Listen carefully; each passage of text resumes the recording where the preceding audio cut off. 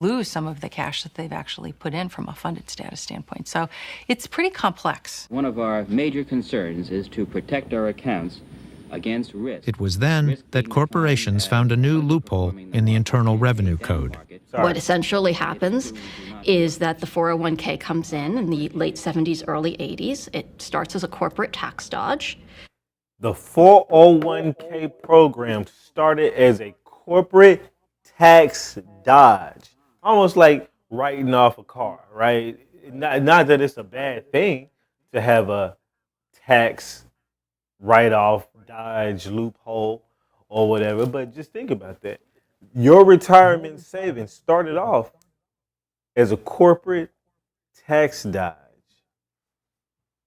Basically, it's if you're a high earner, you're going to put some of your money aside. Nobody ever thought that this was going to apply to the rest of us. I mean, there was never any thought of it. So not quite by design, a new retirement system was born. Big brokerages and banks saw an opportunity to expand their business and helped employers set up and run their new plans. They promoted the arrangement as a win for everyone.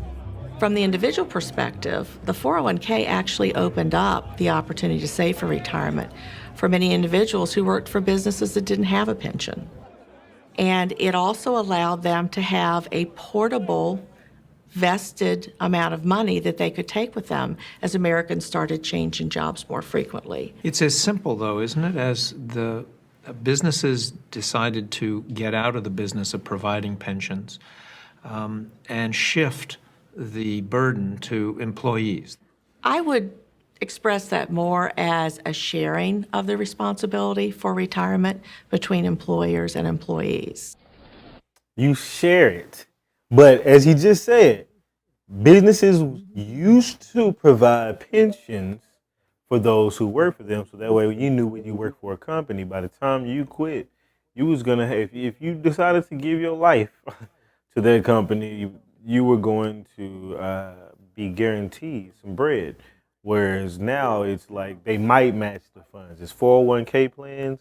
It's up to you to put it in there, and we might match it. And so the purpose of them saying that they might match it is them being able to claim, hey, yeah, no, we still provide a savings to you when, you know, and if they do that, you know, many places do match.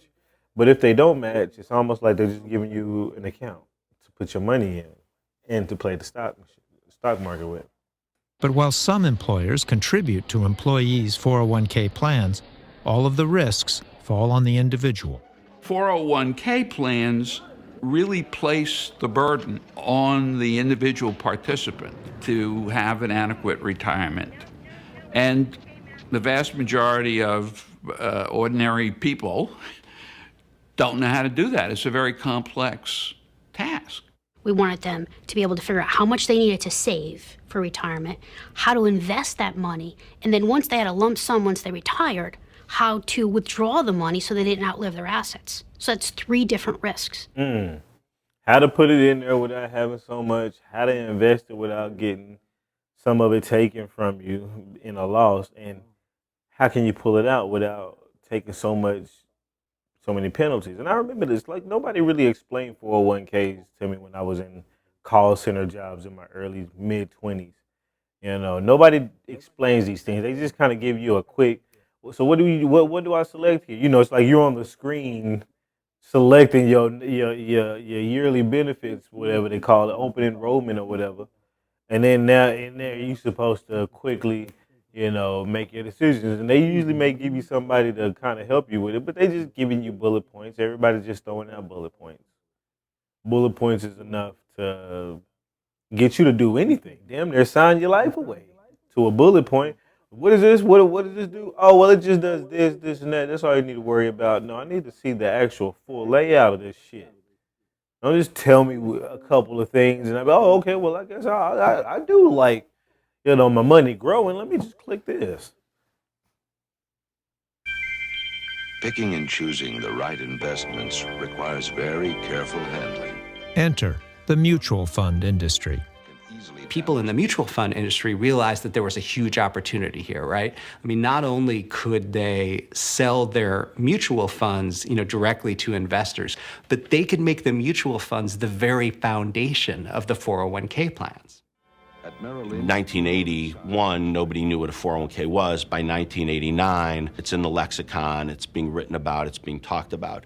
Throughout the 90s, now all large employers effectively have plans in place. People are participating. It continues to grow from there. Start saving $300 a month when you're 23, and you could retire a millionaire. The boom happened in lockstep with the roaring bull market of the 80s and 90s. Mutual funds were charging high management fees, but nobody seemed to care. The returns are great. So no one thinks about how much is this costing me when they're earning 15 or 20%. So we're going to get to that. I'm going to move forward a little bit more.